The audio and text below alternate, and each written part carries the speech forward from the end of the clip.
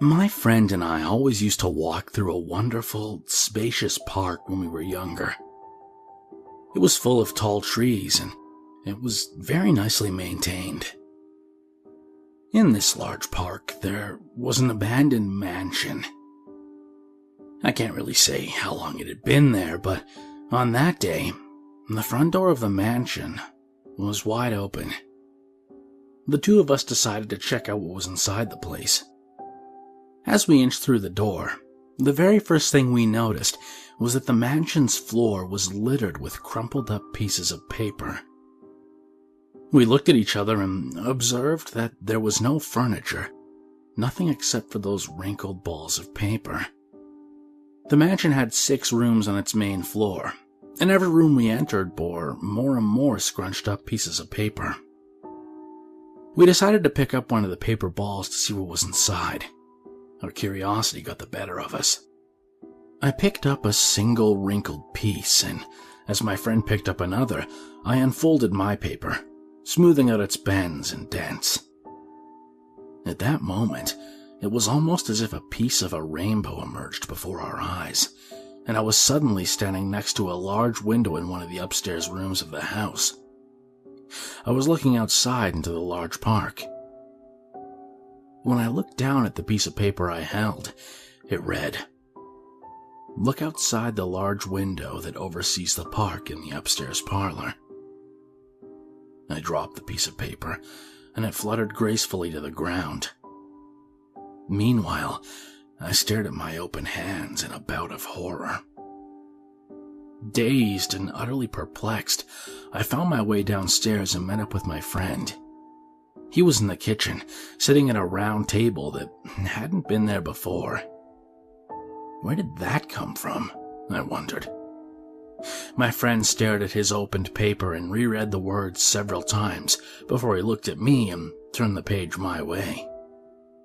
It said, "Go to the kitchen and sit at the round table." We stared at each other for a few moments, vaguely afraid. But then we began to chuckle. Within seconds, we were laughing our heads off, marveling at our newfound game. We could hardly believe what had happened, but being as young as we were, the mystery was endlessly exciting. We decided again to open another scrunched up piece of paper. As we opened up the crumpled papers on the floor, we experienced the same sudden flash of rainbow colors, but this time, I ended lying down in the field behind the mansion. When I peered onto the paper in my right hand, it read, "Lie down in the field behind the mansion." I giggled uncontrollably. After a few minutes of running around the house, I found my friend collecting multiple balls of paper in his arms, eager to experience more of these strange, exciting phenomena. We both got the gist of what was happening at this point. We had no idea how it was possible, but we decided to have more fun with it. The supernatural always had a way of captivating our hearts. After a few more run-throughs with these strange mini-teleportation devices, I began to feel apprehensive. I wondered if, at one point, I would be placed somewhere I didn't want to be, or I'd be made to do something that I didn't enjoy. We continued, though.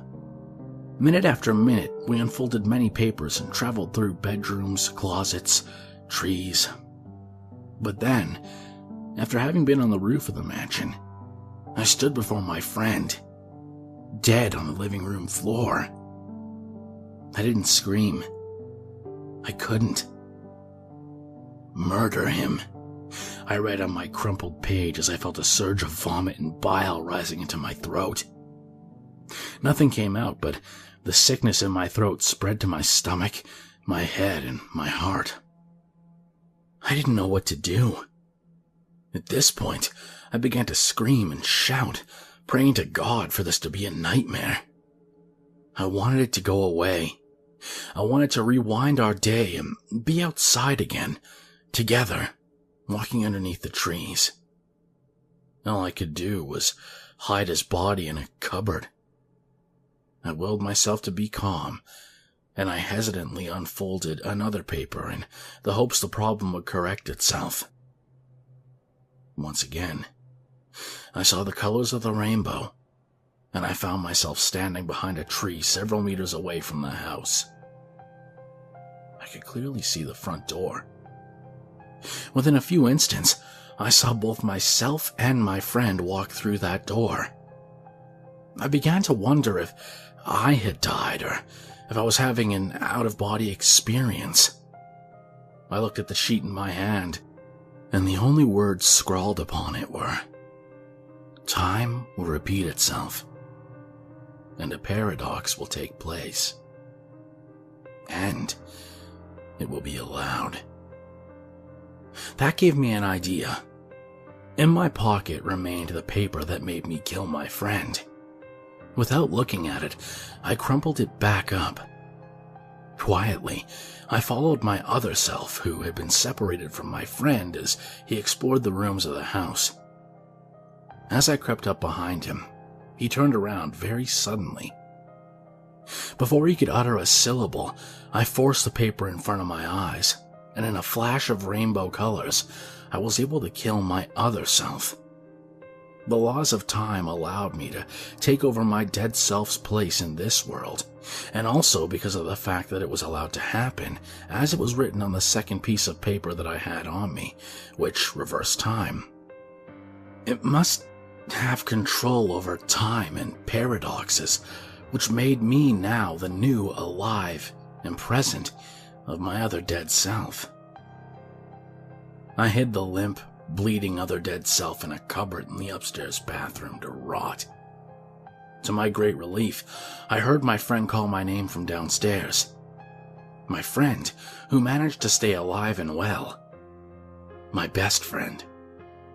When I went downstairs, he greeted me excitedly, smiling childishly and blissfully unaware of the situation. I pretended that nothing had happened. In a heartbeat, I told him that the house creeped me out, and that it would be a lot better if we left. After that day, we never went near the mansion again. I don't know if anyone saw or heard anything about what happened between us, but I recently heard from another friend that the house had been demolished.